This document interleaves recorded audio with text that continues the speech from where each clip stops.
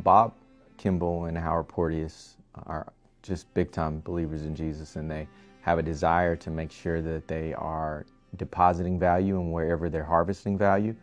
And so they looked at all of the wonderful things that God was blessing them with in Arlington with the Nehemiah Company, and they wanted to make sure that since he was giving them so much in Arlington, that they took that and brought it back into Arlington.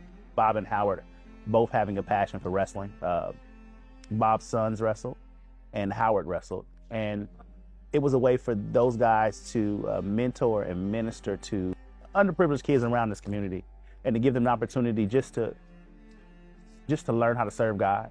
They started through a department church. They would pick the kids up and bring them to practice, feed them, and then they, after a little bit of time getting them prepared, they would do tournaments.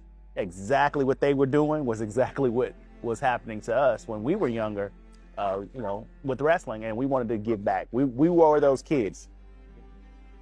So I always told myself if I coached, I would focus on kids that came from my background. Kids that didn't have another avenue, kids that didn't have the money to afford it, because honestly, if it wasn't for my coaches, I wouldn't wrestle. My mom probably came to a couple matches. There's two things that make a huge impact in a child's life, and we try to address both of them. One of them is fatherlessness, and the other one is the low socioeconomic status. The ministry is doing something that when I've been in education, I've heard teachers all over beg for.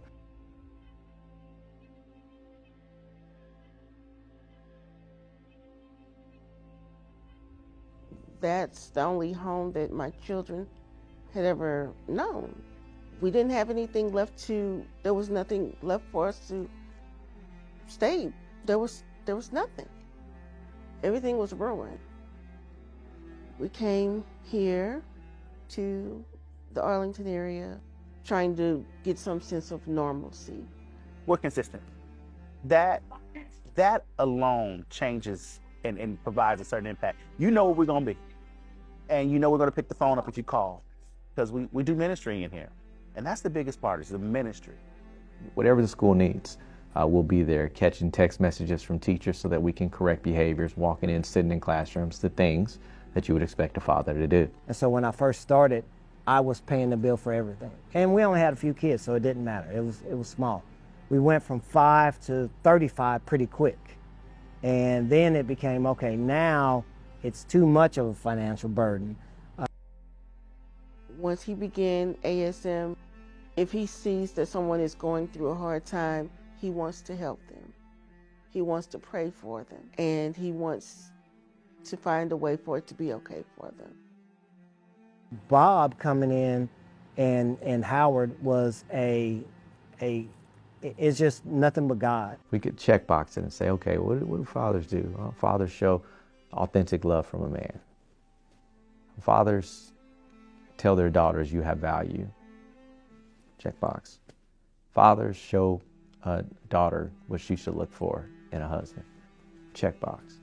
Fathers teach their son how to respect women via their interaction. Checkbox. Fathers show up. Checkbox. Fathers are supportive and encouraging. Checkbox. Fathers correct us when we're out of line. Checkbox. Like, if we could put as many of those on a piece of paper as we can, and then the ministry looks at it and says, okay, there's clearly a void. How many of those can we check? And we go for it.